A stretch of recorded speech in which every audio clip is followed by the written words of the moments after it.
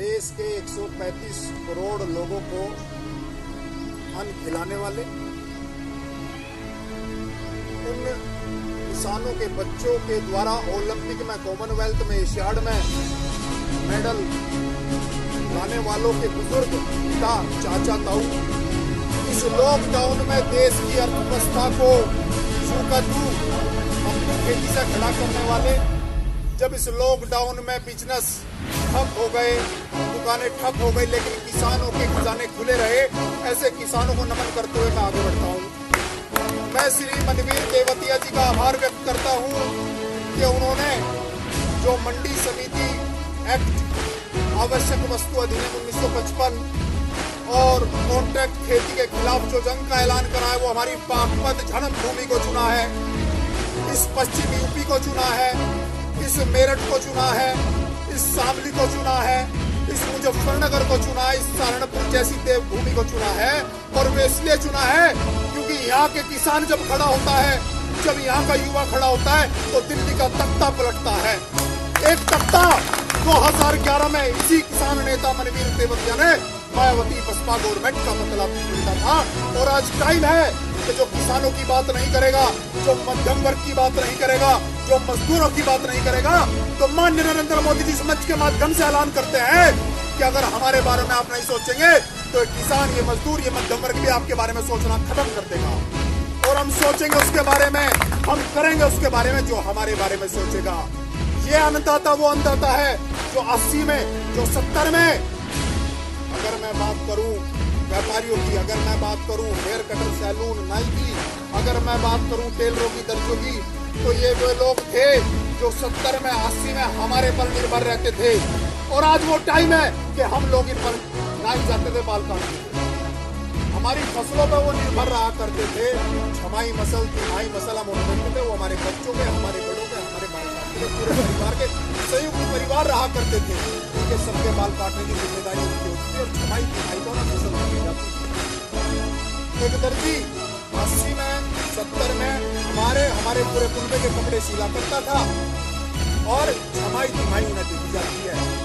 हम कोई चीज लेना चाहते थे दुकान पे, पंसारी के यहाँ बच्चों को हमारी ताई, हमारी चाची, हमारी दादी एक गिलासी में ढो करके या मैं पूछना चाहता हूँ आज गवर्नमेंट से, 30, 35, 40 सालों में गवर्नमेंट हुई कि किसान की उस वक्त आर्थिक दर क्या थी कि जो ये लोग हमारे ऊपर निर्भर करते थे। और आज क्या ये लोग, हम एक गिलास का रूंगा या गेहूं लेके जाऊंगा, क्या वो चीज हमें उतने में मिल जाएगी? क्या वो नाई की जो उस वक्त की, महीने की या दिन की जो उसकी दर थी, वो उस वक्त से आज कहाँ चली गई? और किसान की चूंकि तू है, किसान की उस वक्त से ज्यादा घट गई। आज उस वक्त किसान के बच्चे बाहर पढ़ते थे, लेकिन क्या उसी हिसाब से लगाओ, क्या आज किसान का बच्चा विदेश पढ़ जाएगा? हमारे पिताजी, हमारे ताऊ चाचा मेरठ पढ़े, गाजियाबाद पढ़े, कोई घर में सरकारी नौकरी नहीं थी। अगर आज किसान के घर में कोई नौकरी ना हो तो वो अपने बच्चों को लालन पालन, पढ़ाना, शिक्षण नहीं कर सकता। यह हमें सोचना पड़ेगा, अपने राजनीतिक को, अपने नेताओं को दिखाना पड़ेगा, मजबूती एक किसानों की दिखानी पड़ेगी कि उस वक्त 70 में, 80 में क्या वजह थी कि जो इसी खेती में आधारित हुआ हमारे बच्चे बाहर पढ़े थे, बड़े शहरों में जाकर। आज क्या वजह है?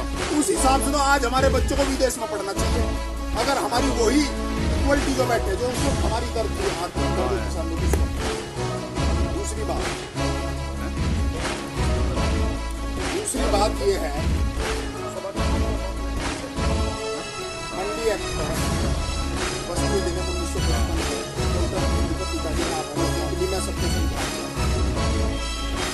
यही एक अहम बात है कि अगर हमें किसानों को 30 साल 35 साल जहां हम स्थापित थे वही स्थिति सरकार ला दे तो कोई भी मुद्दा नहीं रहने का। हमें जो हमारी फसल के सही मूल्य है कि जो मैंने व्यापारी जो कैटेगरियां मैंने गिनाई, अगर उसी स्थिति में हमें लाया जाए तो कहीं भी कोई समस्या नहीं आने की। बस क्या है कि सरकारें हमारी बात नहीं करती हैं, किसानों की बात नहीं करती। और उसका कारण क्या है? कोई भी जो भी MP हो, चाहे MLA हो, चाहे विधानसभा में, चाहे लोकसभा में, चाहे राज्यसभा में, कोई भी MP MLA 100 करोड़ तक घाट नहीं। जब वे बड़े बड़े लोग हैं, वे एसीओ में रहते हैं, एसीओ में उनका जन्म होता है, तो उन्हें किसानों की दर्द का क्या पता होगा? अगर हमारे लोग, किसान लोग वहां नहीं पहुंचेंगे तो वो हमारी समस्या बताएंगे कहाँ? वो तो व्यापारियों की समस्या बताएंगे, सिर्फ बड़े पूंजीपतियों की समस्या बताएंगे। आज देश अगर कोई बात करता है, अंबानी की बात करता है, अडानी की बात करता है, बड़े बिजनेसमैनों की बात करता है। इस लॉकडाउन में 20 लाख 1000 करोड़ का राहत पैकेज दिया गया, उसमें किसानों को कितना दिया गया? कई है स्कीम। सिर्फ इन पैसों का 100 करोड़ तक का छोटे लघु उद्योग बनाए गए। पहले 10 करोड़ के थे, फिर उन्हें 100 करोड़ कर दिया। मैं ये कहता हूँ, अगर हमें किसानों को किसी तरह की स्कीम दी जा, हमें किसान क्रेडिट मिलता है 1 साल में। जिस तरह होम लोन 30 साल के लिए दिया जा रहा है, 8% पे दिया जा, अब लॉकडाउन में 7% का हो गया। प्रोजेक्ट लोन दिया जाता है 10% पे, वो भी इतने टाइम के लिए। किसानों को किसान क्रेडिट दिया जाता है 1 साल के लिए दिया जा। अगर आपने एक दिन में भी कमी कर दी तो 2 गुना 4 गुना 7 गुना ब्याज लगना शुरू हो जाए, 14% लगना शुरू हो जाओ।